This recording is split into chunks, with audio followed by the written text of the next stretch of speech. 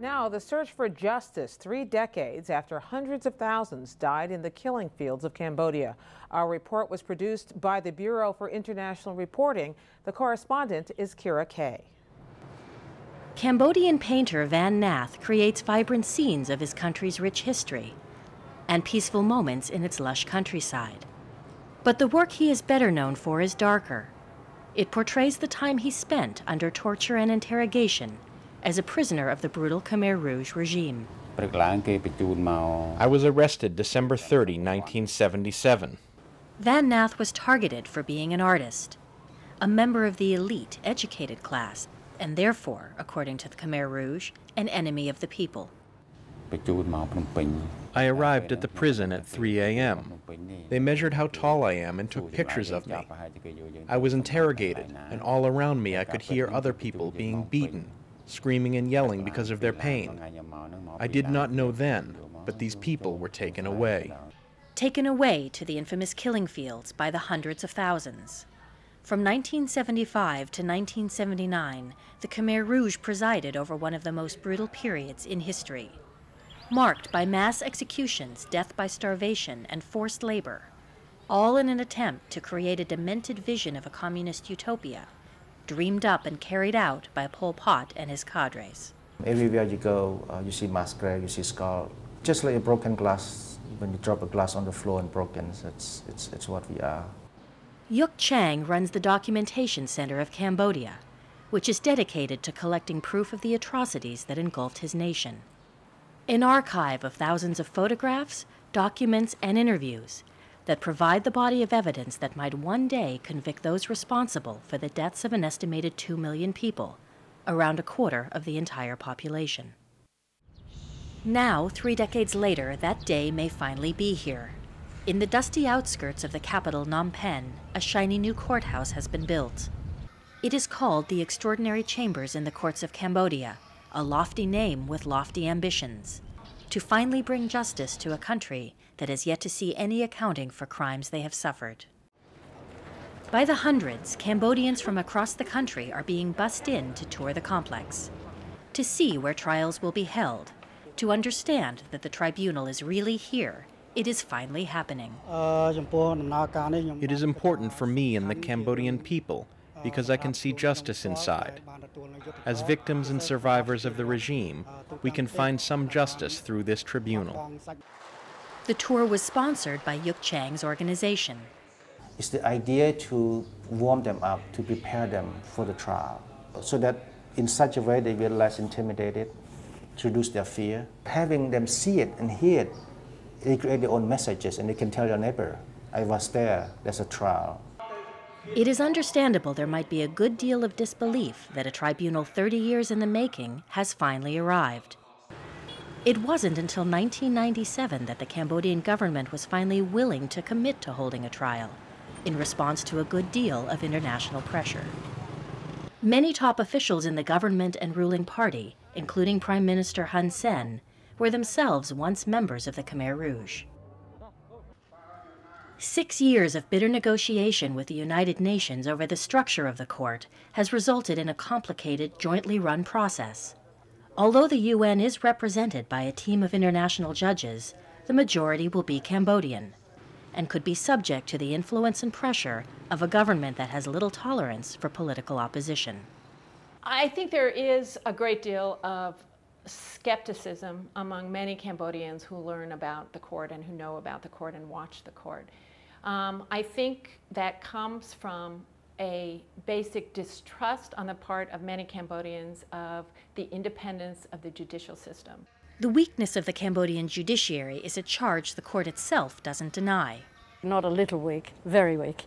And I think it was in actual acknowledgement of that fact that the government asked for international assistance. Helen Jarvis is the chief spokesperson for the court. She says an elaborate system has been developed to ensure this hybrid tribunal keeps up to international standards. There's a complex formula of voting, which means that any decision has to involve both international and national. It's called a supermajority. It is a very complicated system, which is one of the things that I think is a concern for those people who are following the court and frankly for those people who are involved in the court. of how the Cambodians and the international players are going to work well together. The court cannot afford further delays. It is barely funded for a short 3-year mandate, in which it is already likely there will be time for no more than a small, some would say symbolic, handful of prosecutions. Although it may be some time before any indictments are announced, there are around 6 likely defendants well known to the Cambodian public.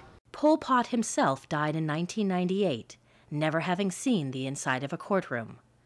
But several of his henchmen, the so-called senior leaders of the Khmer Rouges, are still living with utter impunity within Cambodia. Nguyen Che, once second in command, lives modestly but comfortably in a small town near the Thai border. Eng Sary, the former foreign minister of the regime, now lives in a large villa in a wealthy neighborhood of Phnom Penh. He is well known about town. He hang out on the street, drinking fruit shakes on the streets. He bought land, he have his son made deputy governor. And he have all of this, to secure his life. That after all this happened, he want to have a good life. He destroy our family but preserve his own. So far, only 2 Khmer Rouge leaders have ever been arrested. Comrade Doik, who ran the torture prison where painter Van Nath was kept, was discovered in 1999, living under a new identity as an aid worker in a refugee camp. The only other senior leader taken into custody was military commander Ta Mok, known as the Butcher. Just weeks ago, the 80-year-old fell into a coma and died, denying the tribunal what many expected would be its first case. Indeed, it is this race against time that survivors like Van Nath worry may be the biggest challenge to the success of the court. He himself is suffering from kidney disease and fears that justice so delayed may not end up being justice at all. I have a little hope that we will get a good result from the court, but we have no other choice.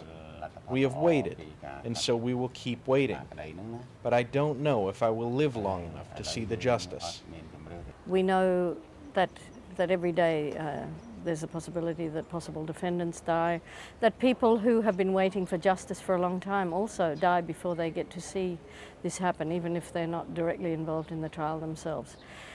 We know that physical sites have been lost and will continue to be lost, but at least there has been time for documentation. Despite these deep concerns and significant challenges, Cambodians themselves do seem to largely support the trials, perhaps knowing that as time passes, there are increasingly few other options left for justice. This is Tuol Sleng, once a middle school that was turned into the very torture center that Van Nath somehow survived, one of only 7 of the more than 14,000 Cambodians imprisoned here. The prison is now a museum dedicated to the building's bloody history. Here, as in so many other places you go in this country, it is easy to find someone who suffered at the hands of the Khmer Rouge and who sees the trial as some sort of closure. When I come here, I am reminded of what Pol Pot did to me and the whole country. I want to see this tribunal happen quite soon, because I want to see the people who committed these crimes face the law. In these halls, Van Nath's paintings now hang as a witness to the technical realities of torture, meant to remind and educate a younger generation, those too young to have been alive when the Khmer Rouge held the country in its grips. With almost 70% of the Cambodian population under the age of 30, it is perhaps this final chance at historical record and national dialogue, even if imperfect, that supporters of the court say may be its greatest legacy. Any form of tribunal would not bring back what we have lost. Any kind. You can have the purest international tribunal, have the most intelligent lawyers in the world. It won't bring back 2 million lives. It won't be able to restore what has been broken. But the process to understand, to see, to hear, and to discuss this openly, I think that to me that's the most important. Van Nath agrees and says that any pain he may have to relive will be worth the chance at justice. For me, the trauma is not hearing again of the crimes. For me, the trauma would be if there were no trials at all. And if they ask me to testify, I will contribute before I die, for the soul of those who were killed by the Khmer Rouge.